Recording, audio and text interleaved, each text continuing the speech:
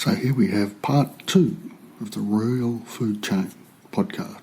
For your listening pleasure, don't forget to search Real Food Chain in the iTunes store and subscribe. Here we go.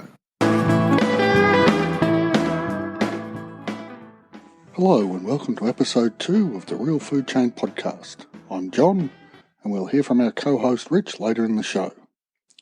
This month's focus is urban farming here in Australia. Rich will be talking to Margaret Paton about her experiences growing food in her Blayney backyard using permaculture principles. Before that, let's have a deeper look at urban farming. This system of food production has much to recommend it. Food miles are reduced to zero. If you also urban farm organically, and I'm assuming we're all on that page, then you are building soil carbon, pulling CO2 out of the atmosphere and holding it in the soil where it belongs. You are also not adding to the demand for poisons to be sprayed on your food. Basically a win-win-win situation. In the upcoming interview, Margaret talks about an extremely small garden which was her inspiration. This is worth bearing in mind. The amount of food we can grow in a small space is quite astonishing. Most of us have seen commercial market gardens and they are spread out affairs. Looking closely, we can see this is not for the benefit of the plants, but to allow tractor access for spraying of artificial fertilisers, herbicides and pesticides. If we grow in spaces better suited to humans and plants, we can stack the plants quite closely. This has the advantages of shading out weeds, reducing water loss to evaporation and wildly increasing productivity. Another benefit from small-scale urban farming is the harvesting method.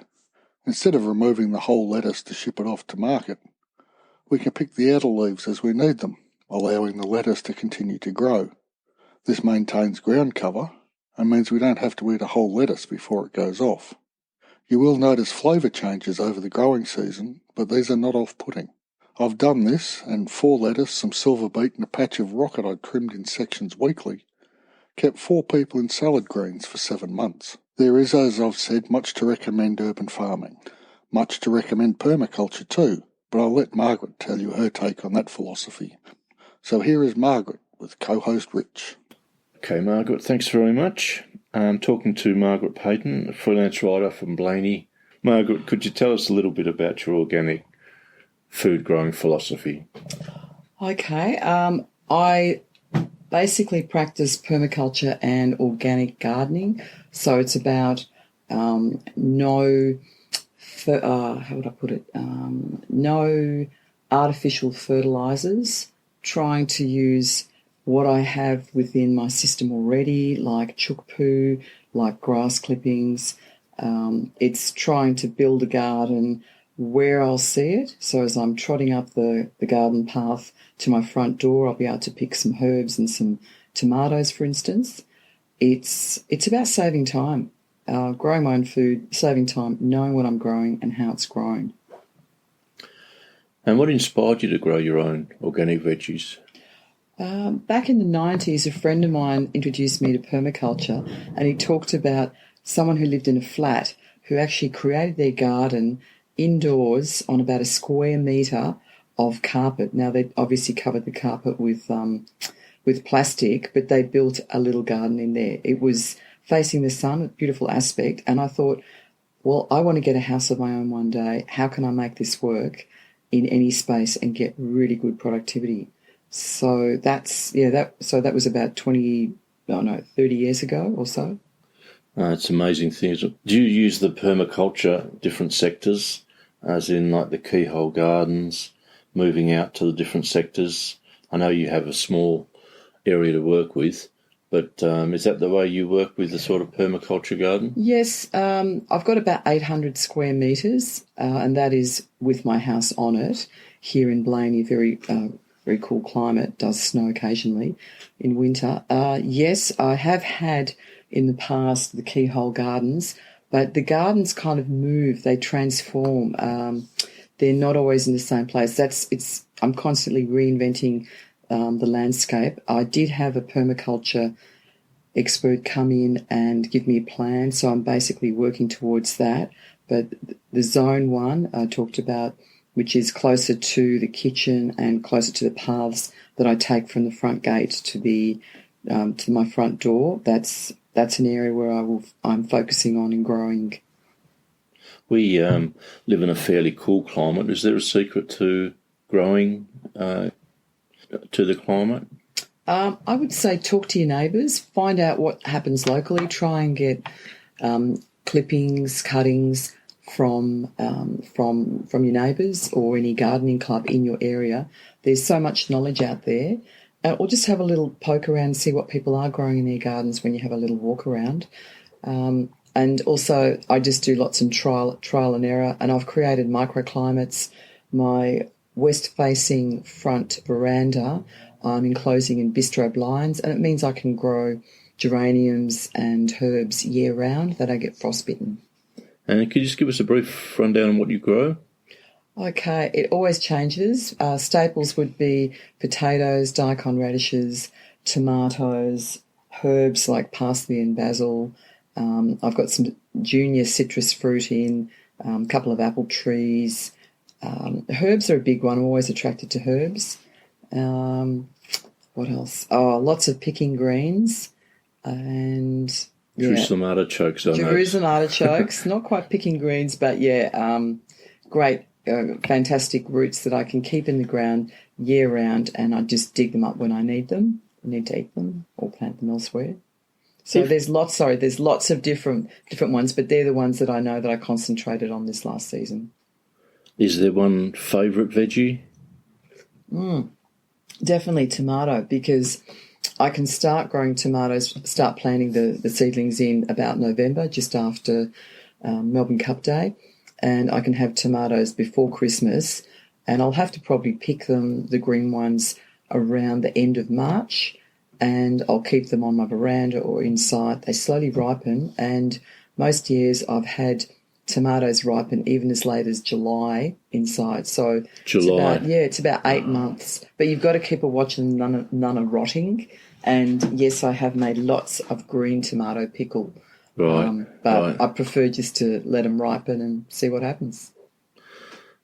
One of the things we are looking to achieve, Margaret, on the Real Food Chain is to help people that are looking to introduce more organic foods in their diet. And one of the great ways is, of course, to grow their own. Is there a particular one you'd recommend for people that is nutritious and productive to start with? Really easy one would be daikon radish. Now, not everyone's into this. It sometimes has a sharper taste, a bit more bite than your little red radishes, but they grow, they establish really quickly, and you can collect the seeds and have them year and year. And if you think you've got an area that you want to make more fertile, you can just grow it as a green manure crop and then dig it back in. I just find that one's really versatile, but you've got to kind of get used to the flavour. So many ways you can use it. And if you don't like it, obviously try something else, but that works for me. It's also known as a radish that sort of plumbs the depths. Yeah, is that right? Yeah. That's how it works. Very solid taproot. So it'll be mining the minerals there, and it helps break up the soil. So I see it as a pioneer plant, but I do like having it just throughout the garden. I don't do rows. I hate rows. I figure that rows are what snails and slugs just love, to go munching the whole row. So yeah, I mix things. Now, do you think you could reach self-sustainability in vegetables and eggs? Have you got a plan to go towards that? I guess it's a goal. I haven't had time to kind of write a bit of a strategy to get that happening. And I know, as someone who probably works 60, 70 hours a week, including from home, but also out of the home, it's probably not sustainable in the next few years. But I would love to. But yeah, the plant, it's only minimal. I'm a vegetarian, so that helps. Mm-hmm. But yes, I can't quite see myself there. It's only probably about, at the moment, 10%. It will hopefully grow more, but there's no plan. It just has to fit in. And that's what I love about gardening, just fit in amongst the rest of the work that I do. Margaret, when you first started out, who were your inspirations, authors, practitioners, that sort of thing? Yeah, definitely the founders of Permaculture, David Holmgren and Bill Mollison. I've got their tomes, and I always refer to them. They're great for inspiration. They're very enduring in their information, very relevant. Also, I love Organic Gardener magazine. It's just something you can flick through while you've got the TV on or waiting for your children to do things.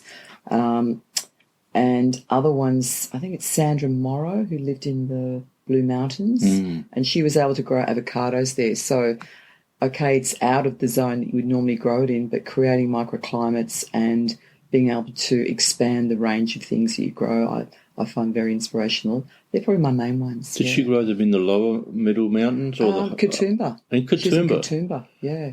Oh wow! Yeah. I never knew that. Yeah. Margaret, you've also popped around with some fantastic mushrooms that we had just a couple of weeks ago. Can you tell us a little bit about your love for foraging and how you go about taking advantage of the wild? Yes, look, even if you live in a flat, you can still forage. There's just keep your eyes open.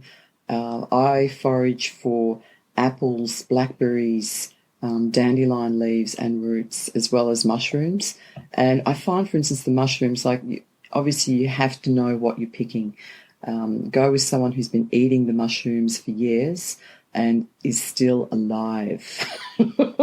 But I've basically, I've lived on a farm for 5 years, so I've got to know the right mushies. But they grow in the same areas every year, so you just keep your eye out. Have a little knife just to cut off the end so you don't get too much dirt, and just share with others. So, yeah, that's the main thing. Be a forager. I'd love to do a little map of, like, Blayney with the foraging area so people can That's a great them idea. as well. Yeah. Great. And they were delicious mushrooms. They really were. Yeah, short season this year, which is really disappointing. Right? Yeah. Is it to do with the weather, the lack of rain, perhaps? Oh, well, there has been rain, but then it got frozen, all this frost. So they haven't come up. They just need the moisture and then a few warm days. And then they just... Thank you very much, Margaret. Just finally, can you just tell us how important to you is a diet based on organic food? Really important. Although, mine is not organic certified, but it's organic in terms of there's no artificial fertilisers used or weedicides used in the way that I operate. I think it's really important. I've had health issues in the past, done a lot of research about nutritional therapy, and it's part of my basically how I live, my lifestyle, to keep healthy. For me, the key thing is I don't have a lot of time to garden, and for many years I thought about the garden as, oh my God, I can't go out there, there's too much work. But I've actually got an incredible 65 seats in and outside my house. So there's lots of beautiful areas I can just sit and enjoy and just take in different vistas of my garden. I've got a swing seat. It was a Chrissy present to myself. The breakfast little area? Yes, a little breakfast area, a little sun trap. So it's trying to get that mindset that don't look at your garden as work. Just look at it as something that helps you connect with the earth, with others, and with yourself. Thank you very much. That was fantastic. Well, I hope that's got you all thinking. 10% of your food sounds like a good first target to aim for. We'd love to hear your thoughts on this. You can reach us through the contact page on the website. There's a link in the show notes. Equally, if you think you'd make a great guest or know someone else who would, contact us at the same page. We'd love to hear from you. Next month, we plan to look at gut health, what we can make and do for ourselves to support this vital part of our health. Until then, goodbye.